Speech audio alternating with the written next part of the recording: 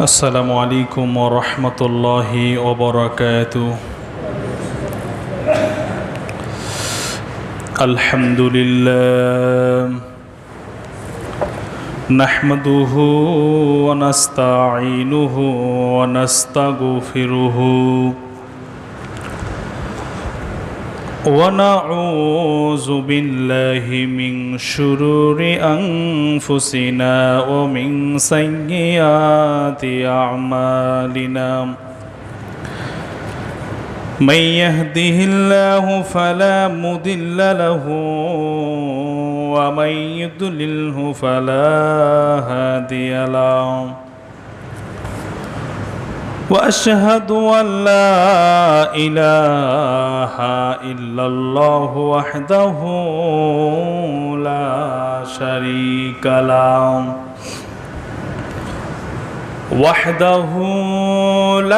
شريك له وأشهد أن محمدا عبده ورسوله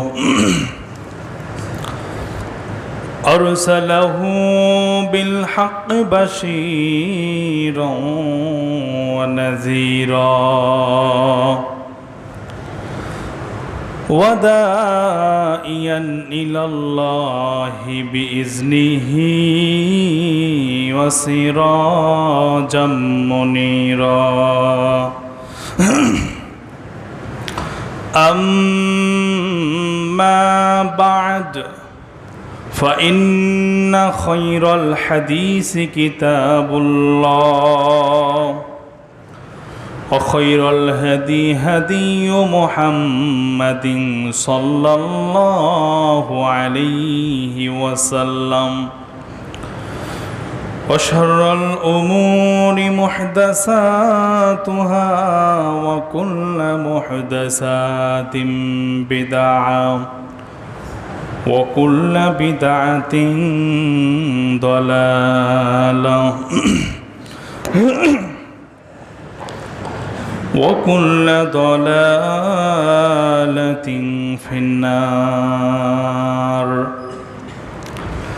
أعوذ بالله من الشيطان الرجيم. يا أيها الذين آمنوا اتقوا الله وقولوا قولا سديدا. وقال سبحانه وتعالى اليوم نختم على أفواههم وتكلمون أيديهم وتشهد أرجلهم بما كانوا يكسبون. عن عقبة بن عامر رضي الله تعالى عنه قال قال رسول الله صلى الله عليه وسلم قلت يا رسول الله صلى الله عليه وسلم من نجا؟ قال أمسك عليك بلسانك وليسعك بيتك وابك على خطيئتك. قال النبي صلى الله عليه وسلم عن أكثر ما يدخل الناس الجنة. قال تقوى الله وحسن الخلق. عن أكثر ما يدخل الناس النار. عن أكثر ما يدخل الناس النار. فقال الفم والفرج رواه الترمذي. সম্মানিত অত্র জামাতের মুসল্লিবৃন্দ, মা এবং বোনেরা, সম্মানিত দিনদার পরহেজগার ভাই বোনেরা, প্রশংসা আদায় করি সে মহান রব্বুল আলামিনের, যিনি আমাদেরকে গত জুমার ন্যায় আজকেও খুতবা শোনার জন্য মসজিদে সমবেত হওয়ার তৌফিক দান করেছেন। প্রত্যেকেই আমরা উচ্চ আওয়াজে শুকরিয়া আদায় করে বলছি আলহামদুলিল্লাহ। সালাত ও সালাম বর্ষিত হোক আমাদের নবী, শেষ নবী, সর্বকালে সর্বযুগের মহামানব মুহাম্মদুর রাসূলুল্লাহ সাল্লাল্লাহু আলাইহি ওয়াসাল্লামের প্রতি শান্তি বর্ষিত হোক। আল্লাহুম্মা সাল্লি আলাইহি আল্লাহুম্মা বারিক আলাইহি। সম্মানিত জুমা জামাতের মুসল্লিবৃন্দ, আজকে আপনাদের সামনে পবিত্র কোরআন এবং হাদিস থেকে কয়েকটি কোরআনের আয়াত পাঠ করেছি। রাসূলুল্লাহ সাল্লাল্লাহু আলাইহি ওয়াসাল্লামের হাদিস থেকে কয়েকটি হাদিস আপনাদের সামনে তেলাওয়াত করেছি। তারই আলোকে আজকে আলোচনার বিষয় জিহ্বা তথা জবানের হেফাজত। উল্লিখিত আলোচনা আপনাদের গত জুমায় কিছু আলোচনা করেছি। আজকেই আপনাদেরকে সে বিষয়টি সমাপ্ত করার নিয়তে আপনাদের সামনে আলোচনার বিষয় জিহ্বার বিপদ এবং আপদ বা জবানের হেফাজত। এই বিষয়গুলো নিয়ে আপনাদের সামনে এই অত্যন্ত গুরুত্বপূর্ণ বরকতময় সময়টিতে আপনাদের সামনে কথা বলার চেষ্টা করব। ওমা তৌফিকি ইল্লা বিল্লাহ। জিহ্বাকে আরবিতে বলা হয় লিসান। জিহ্বাকে আরবিতে বলা হয় লিসান। এটি একটি গোস্তপিণ্ড। জ্ঞানীরা জিহ্বাকে হৃদয়ের দরজা নামে আখ্যায়িত করেছেন। মহাজ্ঞানী যারা জিহ্বাকে গোপনীয় হৃদয়ের দরজা নামে আখ্যায়িত করেছেন। মানুষের অন্তরে গোপনীয়তা জিহ্বা দ্বারাই প্রকাশিত হয়। মানুষের ভিতরে প্রকাশিত হয় এই জিহ্বার মাধ্যমে। জিহ্বা হচ্ছে আল্লাহ সুবহানাহু ওয়া তাআলার নিয়ামতের একটি নিয়ামত সমূহের একটি গুরুত্বপূর্ণ আল্লাহ সুবহানাহু ওয়া তাআলার নিয়ামত। আল্লাহ তাআলা জিহ্বাকে বিভিন্ন বস্তুর স্বাদ গ্রহণ করা ও মনের ভাব প্রকাশ করার মাধ্যমে জিহ্বা দান করেছেন। পবিত্র কোরআনে এই জিহ্বার কথা আল্লাহ সুবহানাহু ওয়া তাআলা বলেছেন, আলাম নাজআল লাহু আইনাইন ওয়া লিসানাও ওয়া শাফাতাইন। আমি কি তার জন্য দুটি চোখ বানাইনি? আলাম নাজআল লাহু আইনাইন। আমি কি তার জন্য দুটি চক্ষুসমূহ সৃষ্টি করিনি? ওয়া লিসানাও ওয়া শাফাতাইন। আর একটি জিহ্বা এবং দুটি ঠোঁট আমি কি তার জন্য সৃষ্টি করিনি? আল্লাহ সুবহানাহু ওয়া তাআলা তিনি বলছেন, জিহ্বা আল্লাহ সুবহানাহু ওয়া তাআলা আমাদেরকে দিয়েছেন, চক্ষুসমূহ দিয়েছেন এবং দুটি ঠোঁট আল্লাহ সুবহানাহু ওয়া তাআলা আমাদেরকে দিয়েছেন। জিহ্বা বা মুখের ব্যবহার থেকেই বুঝে নেওয়া হয় বা বুঝে নেওয়া যায় যে কোন ব্যক্তি কতটুকু বুদ্ধিমান এবং জ্ঞানী, কে কতটুকু সভ্য এবং অসভ্য। এই জিহ্বার মাধ্যমে প্রকাশিত হয় কে বুদ্ধিমান এবং কে জ্ঞানী, কে সভ্য আর কে অসভ্য। এটা জিহ্বার মাধ্যমে মুখের আল্লাহ সুবহানাহু ওয়া তাআলা জিহ্বা সিটিং করে দিয়েছেন, এর মাধ্যমে প্রকাশিত হয়। লিসান এর মাধ্যমে প্রকাশিত হয় কে কোন কোয়ালিটির বা কে কোন পর্যায়ের, জিহ্বার মাধ্যমে প্রকাশিত হয়। রাসায়নিক দ্রব্য সম্ভারে গঠিত এই জিহ্বা পাকস্থলীর প্রথম এবং প্রধান অঙ্গ একে বলা হয়। পাকস্থলীর প্রথম অঙ্গসমূহ প্রথম এই জিহ্বাকেই বলা হয়।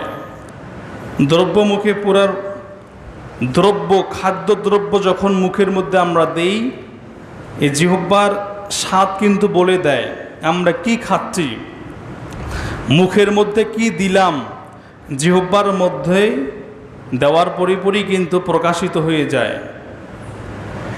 আল্লাহ সুবহানাহু ওয়া তাআলা জিহ্বাকে করেছেন নরম। এই জিহ্বাটা হচ্ছে নরম, এটা একটা গোস্তপিণ্ড।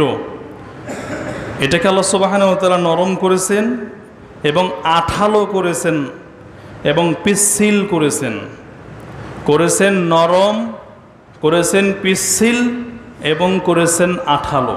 এই জিহ্বাকে আল্লাহ সুবহানাহু ওয়া তাআলা যেদিকে ইচ্ছা এই জিহ্বাকে আমরা সেদিকেই নাড়াতে পারি। আলহামদুলিল্লাহ বলবেন না? জিহ্বার যে কত নিয়ামত, এটা আপনার আছে তো এটা বুঝতে পারবেন না আপনি। যার নাই তাই বোঝে যে এই জিহ্বা না থাকার কি ব্যথা। যেই ব্যক্তিটার জিহ্বা নেই, যেই ব্যক্তির জিহ্বা নেই সে কথা স্পষ্ট করে বলতে পারে না। আপনার আছে আল্লাহ সুবহানাহু ওয়া তাআলার নিয়ামত, এর মাধ্যমে আপনি আপনার মনের ভাব প্রকাশিত করতে পারেন, একে অপরকে আপনি কথাগুলো বুঝাতে পারেন। এটা আল্লাহ সুবহানাহু ওয়া তাআলার গুরুত্বপূর্ণ, আল্লাহ সুবহানাহু ওয়া তাআলার নিয়ামত। এটা আমাকে দিয়েছেন, আপনাকে দিয়েছেন। আলহামদুলিল্লাহ বলেন। আমরা কি কখনো আমাদের জিহ্বা নিয়ে চিন্তা ভাবনা করেছি এই জিহ্বা কার দান, কার দেওয়া?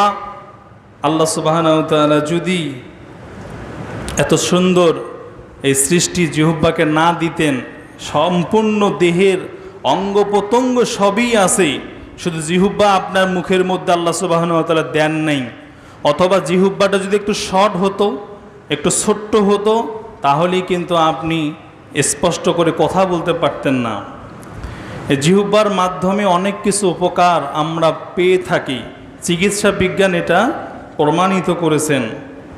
আমাদের সবাইকে একটা জিহ্বা আল্লাহ সুবহানাহু ওয়া তাআলা দিয়েছেন, কিন্তু এই একটা মাত্র জিহ্বা দিয়ে আমরা হাজার রকম খাবারের স্বাদ গ্রহণ করতে পারি। সম্মানিত উপস্থিতি, যদি আমাদের এই জিহ্বার স্বাদ গ্রহণের ক্ষমতা না থাকতো, তাহলে আমরা একটা আম মুখের মধ্যে দেওয়ার পরে এই আম দিলাম না মাটির ঢিলা দিলাম, এটা কিন্তু বোঝার সক্ষম হতাম না। জিহ্বার স্বাদ থাকার কারণেই, আল্লাহ সুবহানাহু ওয়া তাআলার নিয়ামত থাকার কারণেই আমরা যখন যে খাদ্য দিই সেটা আমরা বুঝতে পারি। খাদ্য যদি পছন্দ ধরে, খাবার যদি নষ্ট হয়ে যায়, মুখের মধ্যে দিলেই জিহ্বা বলে দেয় এই খাবারটা স্বাস্থ্যের জন্য উপযুক্ত নয়, তখন আমরা মুখ থেকে এটা ফেলে দিই, বাহির করে ফেলি। তাহলে আমরা একটা আম আর একটা মাটির দলা এটা কিন্তু পার্থক্য করতে পারতাম না জিহ্বার স্বাদ যদি না থাকতো। আলহামদুলিল্লাহ বলেন। আমরা জানি আমাদের হাতের আঙ্গুলের যে ছাপ, এই যে ফিঙ্গারপ্রিন্ট ব্যবহার করি না, এই ফিঙ্গারপ্রিন্ট কোনো জনগণের সাথে মিল নাই, অমিল। একজনের ফিঙ্গারপ্রিন্ট আর একজনের ফিঙ্গারপ্রিন্টের সাথে মিল নাই। অনুরূপ এই জিহ্বার যে জিহ্বার যে ফিঙ্গারপ্রিন্ট, জিহ্বার যে আকার আকৃতি ধারণ ক্ষমতা আল্লাহ সুবহানাহু ওয়া তাআলা দিয়েছেন, একজনের সাথে আর একজনের মিল নেই। আলহামদুলিল্লাহ বলেন। সম্মানিত উপস্থিতি, শরীরের সবচেয়ে শক্তিশালী এই অঙ্গটি দান করেছেন একমাত্র, বলেন তো কে? এই জিহ্বা দান করেছেন কে? কথা বলার ক্ষমতা দিয়েছেন কে? আল্লাহ সুবহানাহু ওয়া তাআলা আমাদেরকে ক্ষমতা দিয়েছেন। প্রিয় উপস্থিতি, একটু মনোযোগ সহকারে শুনুন। জিহ্বা সম্পর্কে একটু ভূমিকা আপনাদের সামনে বলতেছে, জিহ্বার উপকারিতা, জিহ্বার গুরুত্ব। আল্লাহ সুবহানাহু ওয়া তাআলা আমাদের নিয়ামত দিয়েছেন, এর গুরুত্ব কতটুকু। সম্মানিত উপস্থিতি, জিহ্বা আল্লাহ সুবহানাহু ওয়া তাআলা দান করেছেন তার মহামানিত্ব, বরত্ব, তার প্রশংসা করার জন্য। আল্লাহ সুবহানাহু ওয়া তাআলার গুণগান, রবের দেওয়া নিয়ামত পাওয়ার পরে সেই রবের প্রশংসা করতে হবে। রব আমাদেরকে জিহ্বা দিয়েছেন, তার গুণগান, তার সিত্তসানা, তার পবিত্র কোরআন তেলাওয়াত এই জিহ্বার মাধ্যমে প্রকাশিত করতে হবে। সম্মানিত উপস্থিতি, জিহুব্বা আমাদেরকে আল্লাহ সুবহানাহু ওয়া তাআলা দিয়েছেন ভালো কাজে ব্যবহার করার জন্য। এই জিহুব্বাকে যেন আমরা ভালো কাজে ব্যবহার করি, লিসান এটাকে যেন আমরা ভালো কাজে ব্যবহার করি, এই জন্য আল্লাহ সুবহানাহু ওয়া তাআলা আমাদেরকে শ্রেষ্ঠ একটি নিয়ামত দিয়েছেন। সম্মানিত উপস্থিতি, আলতু ফালতু উল্টা পাল্টা কথা বলার জন্য এই জিহুব্বাকে আল্লাহ সুবহানাহু ওয়া তাআলা দেন নাই। গীবত, সমালোচনা, চকলখুরি, অনর্থক অশ্লীল ফাহেসা কথা বলার জন্য জিহুব্বাকে আল্লাহ সুবহানাহু ওয়া তাআলা দেন নাই। এই জিহুব্বাকে আল্লাহ সুবহানাহু ওয়া তাআলা দিয়েছেন একমাত্র তার মহানত্ব, বরত্ব প্রশংসা করার জন্য। আলহামদুলিল্লাহ। সম্মানিত উপস্থিতি, জিহুব্বা মানুষের মুখগহ্বরের সম্মুখে বিদ্যমান। মুখের সম্মুখে জিহুব্বাকে আল্লাহ সুবহানাহু ওয়া তাআলা এমনভাবে সেটিং করে দিয়েছেন যাতে ক্ষতিকর জিনিস মাত্রকেই, মানে যখন খাদ্যদ্রব্য আমরা দিয়ে দিই, আমরা সহজেই যেন বুঝতে পারি। আল্লাহ সুবহানাহু ওয়া তাআলা এমনভাবে সৃষ্টি করে দিয়েছেন জিহুব্বা। এরপরে সেখানে আবার দিয়েছেন নাক। নাক যাদের সর্দি থাকে তারা বুঝতে পারে, খাবারের স্বাদ কিন্তু তেমন একটা টের পায় না। এই জন্য নাক আর জিহুব্বার সাথে আল্লাহ সুবহানাহু ওয়া তাআলা সম্পর্ক করে দিয়েছেন। নাক যদি বন্ধ থাকে তাহলে আপনি খাবার গ্রহণ করবেন, কি করলেন, কি খাইলেন, এটা কিন্তু বুঝতে পারবেন না। এই জন্য নাক এটাও আল্লাহ সুবহানাহু ওয়া তাআলা দেওয়া একটা নিয়ামত। আলহামদুলিল্লাহ। সম্মানিত উপস্থিতি, মানুষের জিহুব্বা রুচিবোধের, মানুষের এই জিহুব্বা রুচিবোধের জন্য ৯,০০০ সেল কষ, ৯,০০০ সেল কষ আছে এই জিহুব্বার মধ্যে, ৯,০০০ সেল কষ, যাতে করে আপনি স্বাদ গ্রহণ করতে পারেন, বুঝতে পারেন। জিহুব্বা যেন বলে দিতে পারে এটা আপনি এই খাদ্য গ্রহণ করতেছেন। এই জন্য আল্লাহ সুবহানাহু ওয়া তাআলা আপনাকে ৯,০০০ কোষ সেল আল্লাহ সুবহানাহু ওয়া তাআলা আপনাকে দিয়েছেন। আলহামদুলিল্লাহ বলেন। সম্মানিত উপস্থিতি, দেখুন আমরা মানুষ প্রতিটি বস্তুর স্বাদ ভিন্ন ভিন্ন হিসাবে এই জিহুব্বার ৯,০০০ সেল কষ থাকার কারণে বুঝতে পারে। এবং আধুনিক বিজ্ঞান বলছে আমরা জিহুব্বা দিয়ে যখন কথা বলি, এই যে আমি কথা বলতেছি এখন, মানুষ যখন কথা বলে জিহুব্বা ১,১৭,০০০ সেল, ১,১৭,০০০ সেল একত্রে এসে এমনভাবে আমাদের কথাগুলোকে সাজিয়ে গুজিয়ে দেয় যাতে করে কথার ভাব, কথার সৌন্দর্য এটা যেন ফুটে উঠে আসে। এই জন্য আল্লাহ সুবহানাহু ওয়া তাআলা ১,১৭,০০০ সেল একত্রে কথাগুলোকে সাজিয়ে গুজিয়ে আল্লাহ সুবহানাহু ওয়া তাআলা এই ক্ষমতা আমাদেরকে দিয়েছেন যাতে করে আমরা এগুলো দিয়ে কথা বলতে পারি। সম্মানিত উপস্থিতি, এই জিহুব্বা আল্লাহ সুবহানাহু ওয়া তাআলা শুধুমাত্র মানুষ জাতিকে দিয়েছেন। পৃথিবীর কোনো সৃষ্টিকে এই জিহুব্বার যেই ক্ষমতা ৯,০০০ সেল কষ এবং ১,১৭,০০০ সেল একত্রে একই সাথে যেভাবে কাজ করে, এই ক্ষমতা কোনো প্রাণীকে দেয় নাই, আল্লাহ সুবহানাহু ওয়া তাআলা দিয়েছেন মানব জাতিকে। এই জন্য আপনারা খুশি না বেজার? আলহামদুলিল্লাহ বলেন। সম্মানিত উপস্থিতি, এই নেয়ামত আমরা পেয়েছি। সম্মানিত উপস্থিতি, মুখের ভিতরে আল্লাহ সুবহানাহু ওয়া তাআলা অতি প্রয়োজনীয় এক প্রকারের তরল লালা সৃষ্টি করে দিয়েছেন। মুখের মধ্যে একটা তরল লালা, যেটার মাধ্যমে পাকস্থলীতে খাদ্য হজম হয়ে যায়। যেই লালার কারণে আপনার কণ্ঠ, আপনার গলা শুকে যায় না, এটা সর্বক্ষণই ভিজা থাকে এই জিহুব্বা। সম্মানিত উপস্থিতি, সেই তরল লালা সৃষ্টি করে দিয়েছেন আল্লাহ সুবহানাহু ওয়া তাআলা। যখন কোনো খাবার মুখের মধ্যে দেই, সেই খাবারটিকে চিবিয়ে লালার মাধ্যমে খাবারটি লালায় মিশ্রিত হয়ে সেটা আবার পাকস্থলীতে যায়। এই লালাটা খাদ্যটিকে সহজেই হজমের সহযোগিতা করে। আলহামদুলিল্লাহ বলেন। সম্মানিত উপস্থিতি, তাহলে বলছিলাম জিহুব্বার উপকারিতা আল্লাহ সুবহানাহু ওয়া তাআলা অনেক দিয়েছেন। দেখুন আপনাদের সামনে আরেকটু ভূমিকা জিহুব্বা সম্পর্কে বলি, এরপরে জিহুব্বার ক্ষতিকারক বিষয়ে একটু কথা আপনাদের সামনে বলবো। জিহুব্বা সম্পর্কে অজানা কিছু তথ্য আমরা অনেকে হয়তো বা জানি না। জিহ্বা মানবদেহের সবচেয়ে নমনীয় মাংসপেশি। জিহ্বায় একমাত্র মাংসপেশি যেটি মানবদেহের এক প্রান্তের সাথে সংযুক্ত থাকে। জিহ্বায় 8টি মাংসপেশি আছে, জিহ্বার মধ্যে 8টি মাংসপেশি আছে এবং জিহ্বার উপরিপৃষ্ঠকে ডরসাম বলা হয়, জিহ্বার উপরিপৃষ্ঠকে বলা হয়। আঙ্গুলের ছাপের মতো প্রত্যেক মানুষের জিহ্বার ছাপের কোনো মিল নাই। আঙ্গুলের ছাপ আরেকজনের যেমন মিল থাকে না, ওই রকম কারো জিহ্বার ছাপের সাথে অন্য মানুষের জিহ্বার তেমন অমিল থাকে। সম্মানিত উপস্থিতি, নাক বন্ধ থাকলে অনেক সময় জিহ্বার খাদ্যের স্বাদ অনুভব করা যায় না। মানুষ জিহ্বা দিয়ে প্রায় 8,000 রকমের স্বাদ গ্রহণ করতে পারে। 8,000 রকমের স্বাদ এটা আপনি গ্রহণ করতে পারেন। কোনোদিন গুনেছেন, কোনোদিন ভেবেছেন, কোনোদিন গবেষণা করেছেন জিহ্বা নিয়ে? 8,000 স্বাদ আপনি গ্রহণ করতে পারবেন। আলহামদুলিল্লাহ, এই পাওয়ারফুল জিহ্বা আল্লাহ সুবহানাহু ওয়া তাআলা আমাদেরকে দিয়েছেন। ঝাল, এই যে আমরা মরিচ আমরা যখন গ্রহণ করি, ঝাল কিন্তু কোনো স্বাদ নয়। স্বাদ করকগুলোকে যখন ব্যথা পায় তখন সেটিকে মস্তিষ্ক ঝাল হিসাবে বিবেচনা করে। জিহ্বা দিয়ে নিজ হাতের কোনোই স্পর্শ করা সম্ভব হয় না, জিহ্বা দিয়ে স্পর্শ করা সম্ভব হয় না। জিহ্বা দিয়ে নাকের ডগা স্পর্শ করা যায়, তবে সেটি খুব কঠিন কাজ। মানে জিহ্বা দিয়ে নাকের এই যে প্রথম অংশ স্পর্শ করা খুব কঠিন কাজ, যদিও করা সম্ভব, অনেকেই করতে পারে। জিহ্বা নাড়াচাড়ায় লালা নিঃসরিত হয়। জিহ্বা যত নাড়াচাড়া হবে তত লালা নিঃসরণ হবে।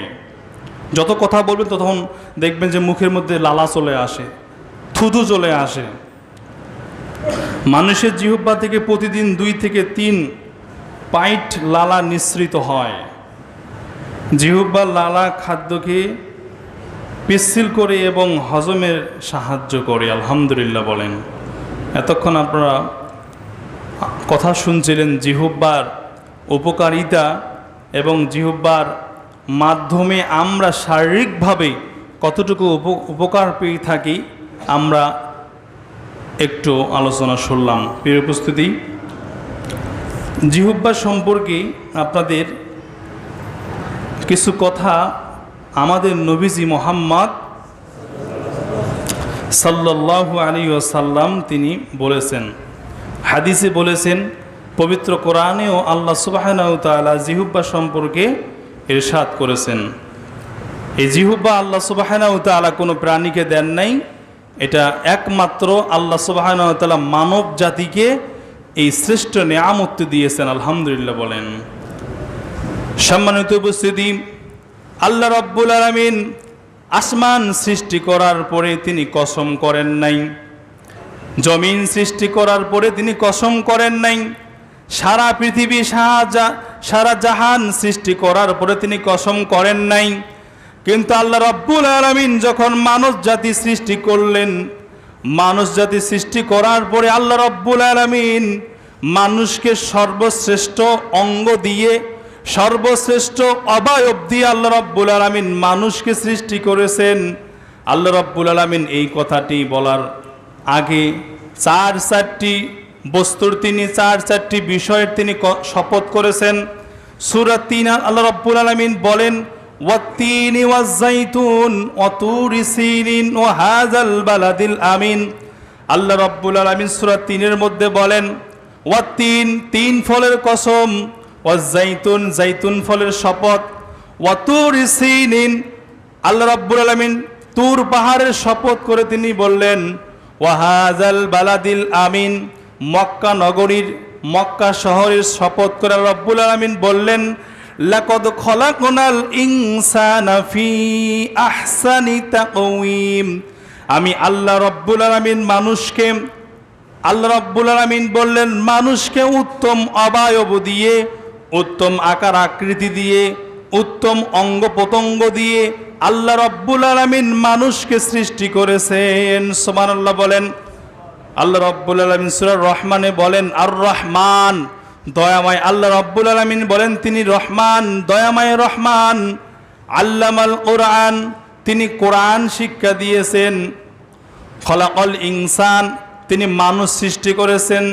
আল্লামাহুল বায়ান, মানুষ সৃষ্টি করার পরে আল্লাহ রাব্বুল আলামিন মানুষকে কথা বলার স্বাধীনতা, কথা বলার শক্তি দিয়েছেন। সুবহানাল্লাহ বলেন। আল্লাহ রাব্বুল আলামিন দয়াময় রহমান, তিনি কোরআন দিয়েছেন, মানুষকে সৃষ্টি করেছেন। মানুষকে সৃষ্টি করার পরে আল্লাহ রাব্বুল আলামিন মানুষকে কথা বলার শক্তি দিয়েছেন। সুবহানাল্লাহ বলেন। সম্মানিত উপস্থিতি, এই জিহ্বা আমরা পেয়েছি, লিসান, এর মাধ্যমে আমরা কথা বলতে পারি, এর মাধ্যমে মানুষকে আমরা কি চাই এটা বুঝাতে সক্ষম হই। কিন্তু একজন বোবা মানুষ, একজন জিহ্বাবিহীন মানুষ, সে তার মনের কথাগুলো প্রকাশ করতে পারে না খুব সহজেই। আল্লাহ রাব্বুল আলামিন আমাদেরকে ভালোবেসে পছন্দ করে তাদের মতো করে নাই।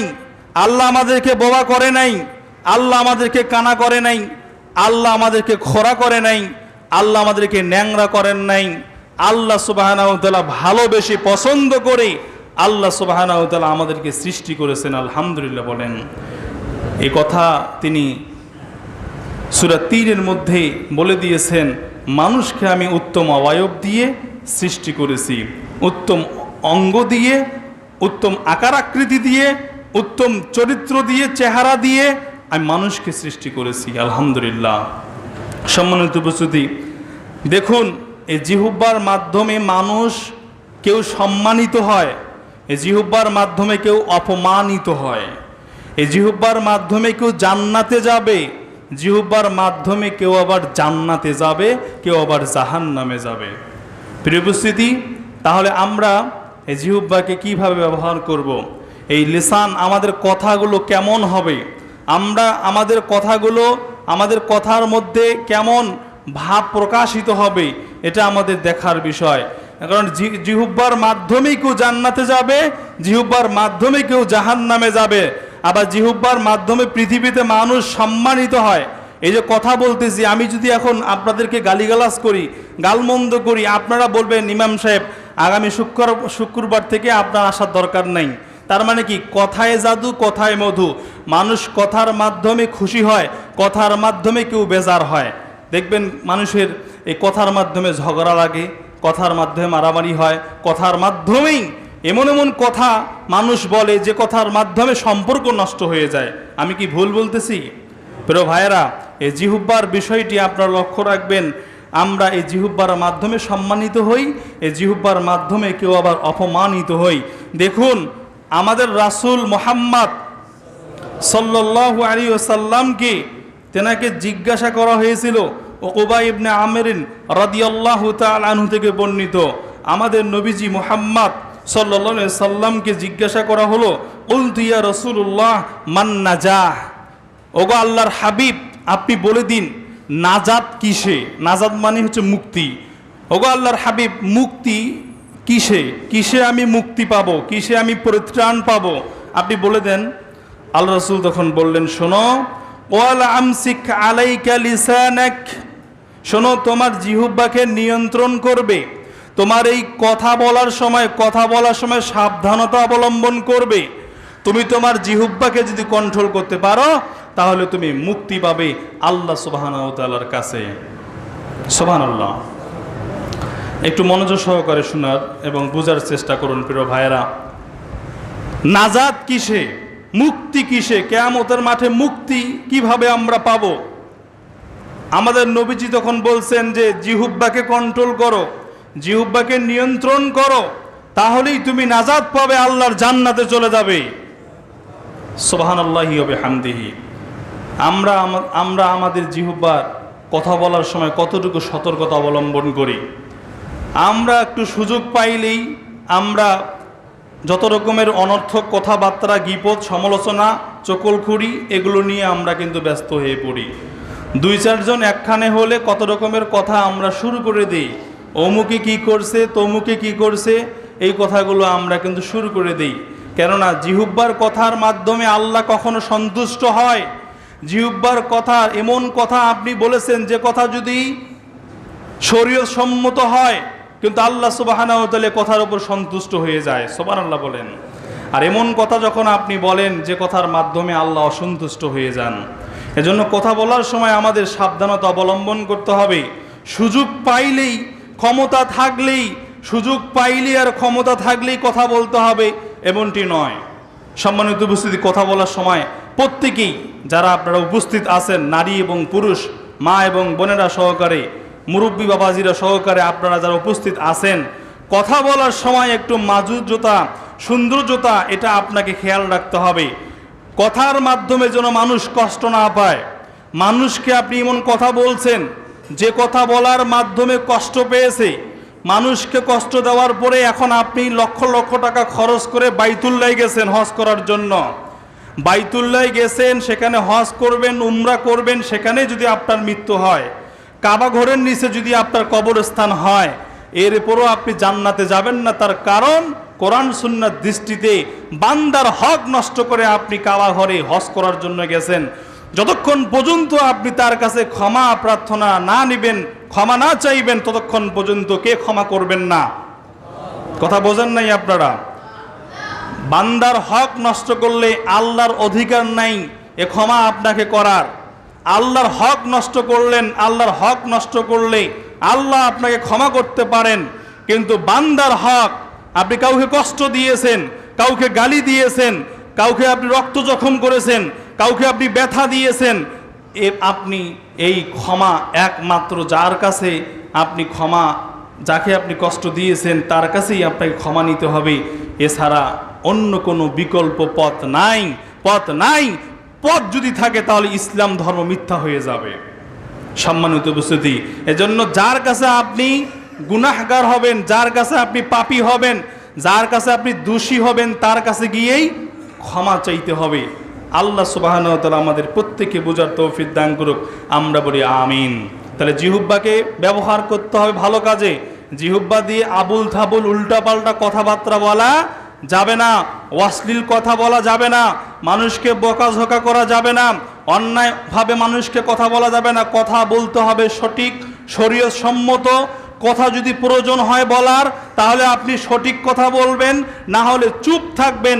এই চুপ থাকাতেই আল্লাহ সুবহানাহু ওয়া তাআলা আপনার জন্য জান্নাত রেখেছেন। সুবহানাল্লাহ বলেন। চুপ থাকাতেই মান নাজা, আল্লাহ সুবহানাহু ওয়া তাআলা মান সমাতা নাজা, যে চুপ থাকে সে নাজাত পায়, সে মুক্তি পায়। সুবহানাল্লাহি ওয়া বিহামদি।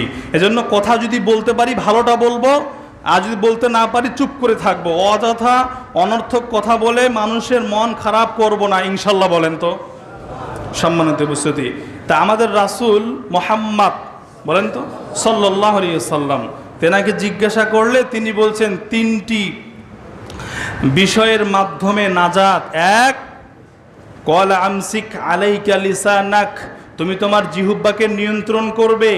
ওয়াল ইয়াসাকা বাইতুক, এবং অবসর সময়ে ফ্রি সময়ে তুমি বাড়িতেই অবস্থান করবে, বলছেন মুহাম্মদ সাল্লাল্লাহু আলাইহি ওয়াসাল্লাম।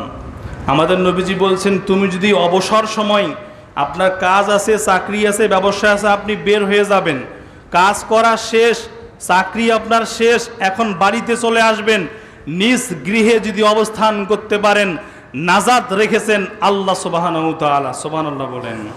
তাহলে আমরা যদি বাড়িতেও থাকি, আমরা যদি বাড়িতেও অবস্থান করি, আমরা যদি বাড়িতে থাকি অবসর সময়ে, এই অবসর সময়ে থাকলেন, বাড়িতেই থাকলেন, বাহিরে থাকলেন না, কারোর সাথে আড্ডা দিলেন না, বাড়িতে থাকলেন, স্ত্রীর সাথে থাকলেন, ছেলে মেয়ের সাথে আড্ডা দিলেন, সময় কাটালেন, এতেও বলেন তো নাজাত রেখেছেন কে? আল্লাহ সুবহানাহু ওয়া তাআলা মুক্তি রেখেছেন, নাজাত রেখেছেন। বাড়িতে থাকলেও সব, আপনি বাড়িতে থাকবেন, অবসর সময় বাড়িতে সময় কাটাবেন, স্ত্রীর সাথে থাকবেন, সন্তান ছেলে মেয়ের সাথে সময় কাটাবেন, এতেও আপনার সাদাকার সব হবে। বলেন কিসের সব হবে? সাদাকা বোঝেন তো? মসজিদে দান করেন 5 টাকা 10 টাকা, কয় টাকা দান করেন? আপনি যদি বাড়িতে অবস্থান করে স্ত্রীর কাছে ছেলে মেয়ের কাছে থাকতে পারেন, এটা কত টাকার সাদাকা আল্লাহ সুবহানাহু ওয়া তাআলা আপনাকে নেকি দান করবেন, এটা কিন্তু গুণে শেষ করা যাবে না। সুবহানাল্লাহ বলেন। আপনারা মনে করেছেন ইমাম সাহেব মনে মুখের কথা তিনি বানিয়ে বলতেছে, না।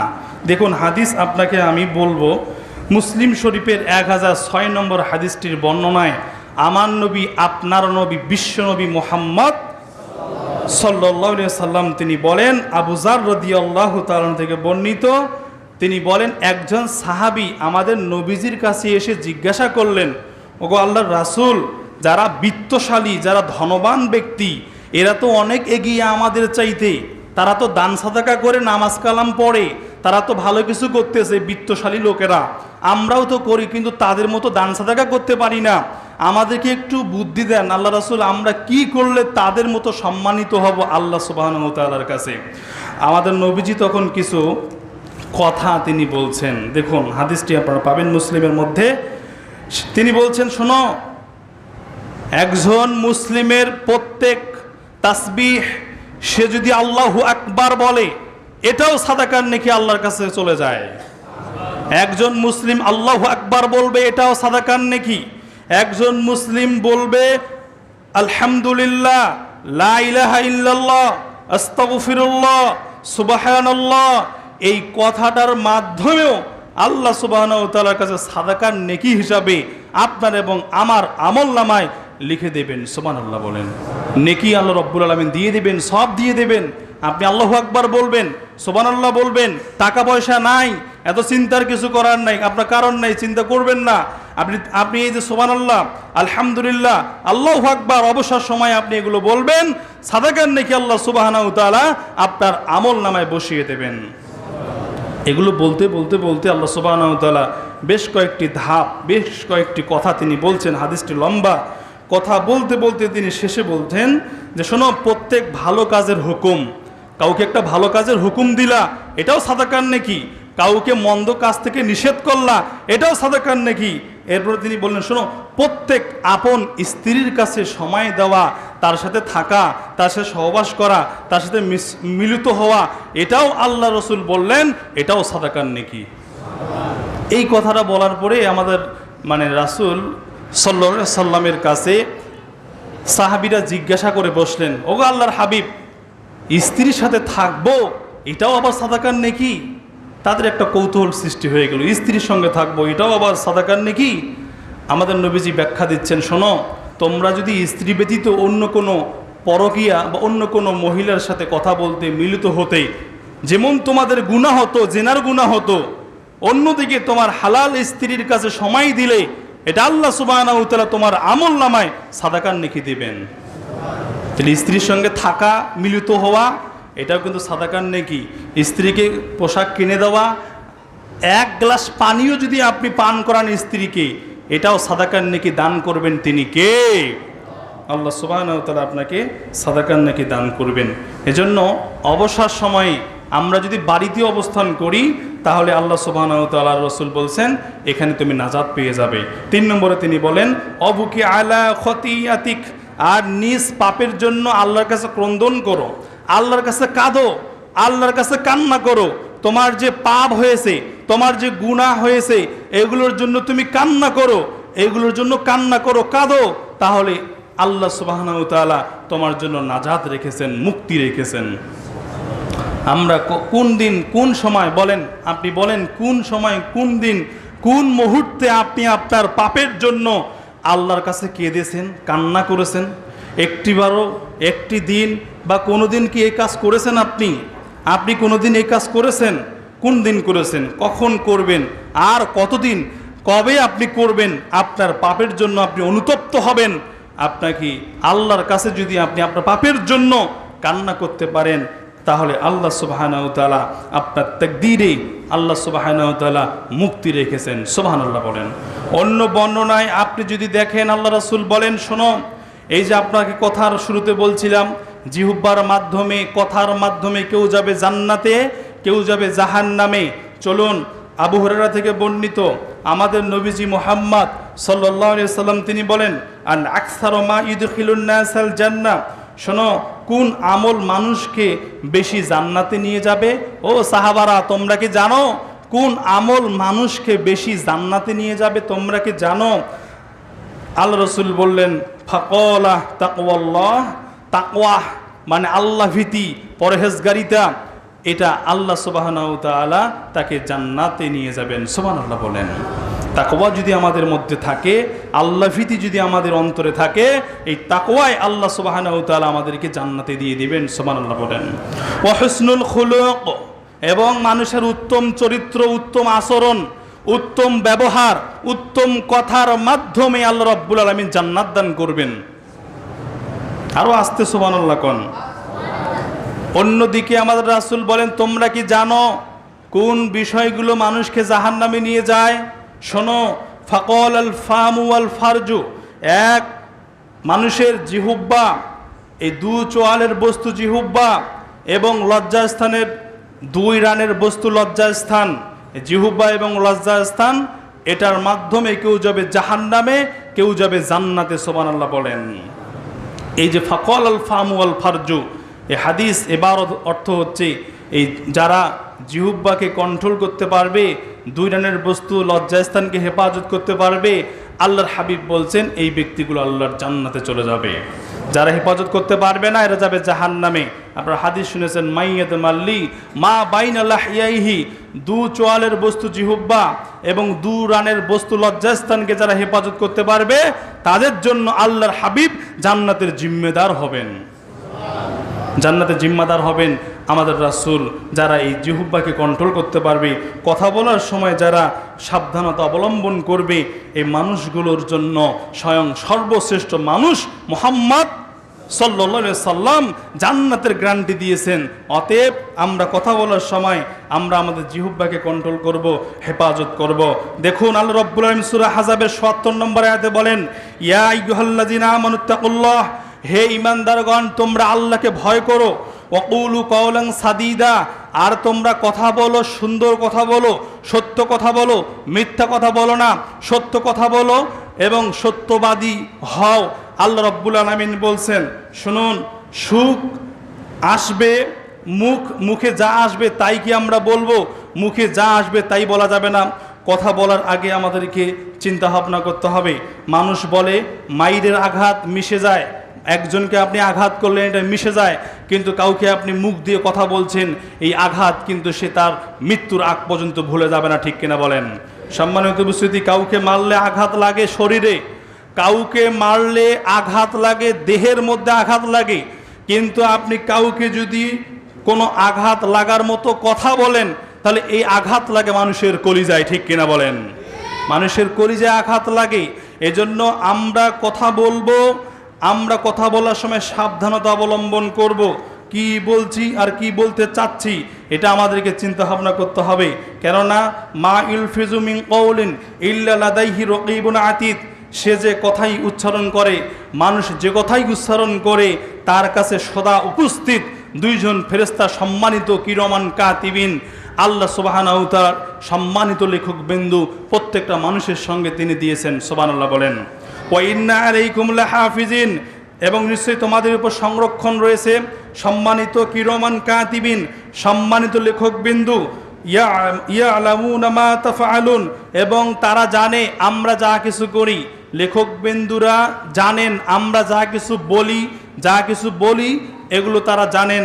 এজন্য প্রত্যেকটা কথা আল্লাহ সুবহানাহু ওয়া তাআলা কাল কিয়ামতের মাঠে হিসাব নেবেন। তিনি বলবেন, জিজ্ঞাসিত হতে হবে কাল কিয়ামতের মাঠে। আল্লাহ রাব্বুল আলামিন প্রত্যেকটা অঙ্গ প্রত্যঙ্গকে জিজ্ঞাসা করবেন, এবং তিনি জিজ্ঞাসা করার পরে মুখ দিয়ে কি বলছেন এই মুখ কথা বলবে, হাত দিয়ে কি করছেন হাত কথা বলবে, পা দিয়ে কোথায় গেছেন পা কথা বলবে, শরীরের চামড়া, শরীরের অন্তরসমূহ প্রত্যেকটা অঙ্গ প্রত্যঙ্গ কাল কিয়ামতের মাঠে কথা বলবে। এজন্য আমরা প্রত্যেকেই আমাদের কথা বলার সময় সাবধানতা অবলম্বন করব ইনশাআল্লাহ বলেন। প্রিয় উপস্থিতি, আর কতদিন, কত মানুষ এই পৃথিবীতে এসে চলে গেল, কত মানুষ চলে যাচ্ছে, কত মানুষ চলে যাবে। আমরা একদিন চলে যাব। এই পৃথিবীতে এসেছিল, আপনার নাম জানেন, ফেরাউন নিজেকে আল্লাহ দাবি করত, আনা রব্বুকুমুল আলা। সে বলছিল যে আমি হচ্ছি তোমাদের রব। এত পাওয়ারফুল মানুষ থাকার পরেও নিজেকে সে বলছিল যে আমি রব তোমাদের, আমি তোমাদের সৃষ্টিকর্তা। এ কথা বলার পরেও সে কিন্তু আজীবন চিরস্থায়ী হয় নাই। তাকে এই পৃথিবী থেকে তাকে কবরে যেতে হয়েছে। আপনারা নাম শুনেছেন নমরুদ, নিজেকে প্রতাপশালী মনে করত, সেও কিন্তু আজকে দুনিয়াতে নাই। এরপরে কারুন, সে নিজেকে সব চাইতে নিজেকে তিনি ধনবান মনে করত, সে আজকে এই পৃথিবীতে নাই। আপনারা ইব্রাহিম নবীর নাম শুনেছেন, মূসা নবীর নাম শুনেছেন, সর্বশ্রেষ্ঠ নবী মুহাম্মদ সাল্লাল্লাহু আলাইহি সাল্লাম, এনার নাম আপনারা শুনেছেন, হাদিস পড়েন, জানেন। প্রত্যেক ইমাম সাহেব নবীজির কথা বলেন। তিনি পৃথিবীর সর্বশ্রেষ্ঠ একজন মানুষ ছিলেন, তিনি পৃথিবীর সর্বশ্রেষ্ঠ মানুষ। তেনার মতো কোনো মানুষ আসেন নাই, আসবেন না। তেনাকেও কিন্তু মৃত্যুর স্বাদ গ্রহণ করতে হয়েছে। তার মানে এই কথাগুলো থেকে জানা যায় একদিন আপনাকে এবং আমাকেও মৃত্যুর স্বাদ গ্রহণ করতে হবে। এই মাত্র 3টি কাপড়, সাদা কাপড় পরে 3.5 হাত কবরের মধ্যে বাজারে খোলা স্থানে, সেই জায়গায় গিয়ে আমাদের থাকতে হবে। সেই জায়গায় কেমন থাকবো, আমাদের পরিণতি কেমন হবে, এটা দেহের মধ্যে শাস্তাকালীন এটা আমাদের চিন্তা ফিকির করার দরকার। আল্লাহ আমাদের প্রত্যেকে বোঝার তৌফিক দান করুক, আমরা বলি আমিন। দয়াময় রহমান, আজকে সংক্ষিপ্ত আকারে লিসান জিহ্বা সম্পর্কে কথা বলছিলাম। আল্লাহ তুমি আমাদেরকে জিহ্বাকে কন্ট্রোল করার তৌফিক দান করে দাও, আমরা বলি আমিন। এই জিহ্বা যেন আমাদের জান্নাতের মাধ্যম হয়, এই জিহ্বা যেন আমাদের নাজাতের মাধ্যম হয়, এই জিহ্বা যেন আল্লাহকে সন্তুষ্ট করার মাধ্যম হয়, আমিন বলেন। আকুলু কওলি হাযা।